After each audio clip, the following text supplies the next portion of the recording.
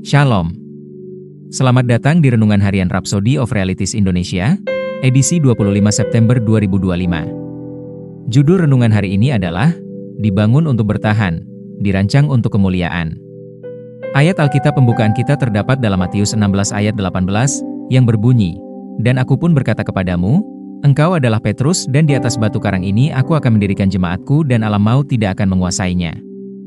Gereja Yesus Kristus tidak lemah atau rapuh, ia tak terhancurkan. Gereja bukan organisasi yang berusaha bertahan hidup, melainkan lembaga ilahi yang dibangun oleh Tuhan Yesus sendiri. Dia menyatakan, "Aku akan membangun jemaatku, dan apa yang dia bangun itu kekal, penuh kuasa, dan mulia." Engkau adalah bagian dari gerejanya, bukan sebagai penonton, melainkan sebagai batu yang hidup. 1 Petrus 2 ayat 5.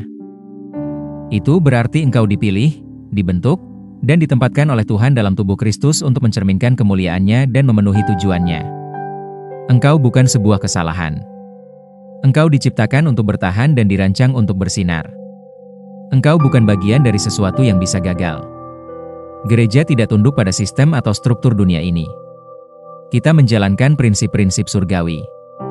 Kita diberdayakan oleh Roh Kudus dan dipimpin oleh firman. Itulah sebabnya penganiayaan, pertentangan, atau kesulitan tidak dapat menghancurkan kita. Sebaliknya, kita bertumbuh lebih kuat, lebih menyala-nyala, dan lebih berdampak. Yakobus 1 ayat 2 berkata, "Saudara-saudaraku, anggaplah sebagai suatu kebahagiaan, apabila kamu jatuh ke dalam berbagai-bagai pencobaan."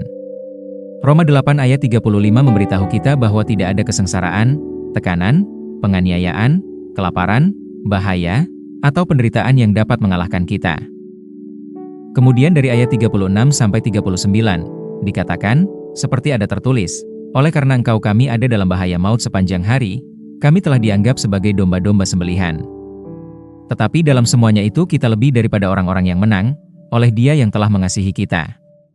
Sebab aku yakin, bahwa baik maut, maupun hidup, baik malaikat-malaikat, maupun pemerintah-pemerintah, baik yang ada sekarang, maupun yang akan datang, atau kuasa-kuasa, baik yang di atas, maupun yang di bawah, ataupun sesuatu makhluk lain, tidak akan dapat memisahkan kita dari kasih Allah, yang ada dalam Kristus Yesus, Tuhan kita."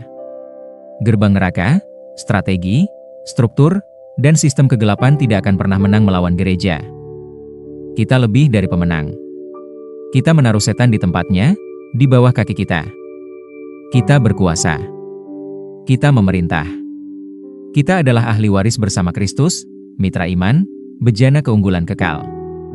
Kita tak terhentikan.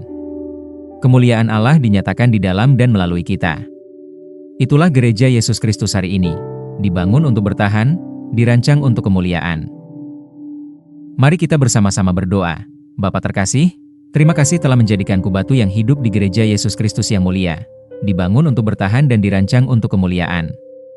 Terima kasih atas kuasa yang telah Kau berikan kepada kami untuk melaksanakan kehendak-Mu dan menyatakan kemuliaan-Mu di bumi. Hari ini, anak-anak-Mu, di seluruh dunia, berjalanlah dalam kuasa, tujuan, dan kemenangan saat mereka mewartakan Injil. Dalam nama Yesus, amin.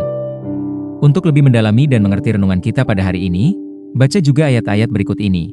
1 Petrus 2 ayat 5, Matius 16 ayat 18-19, Efesus 2 ayat 19-22.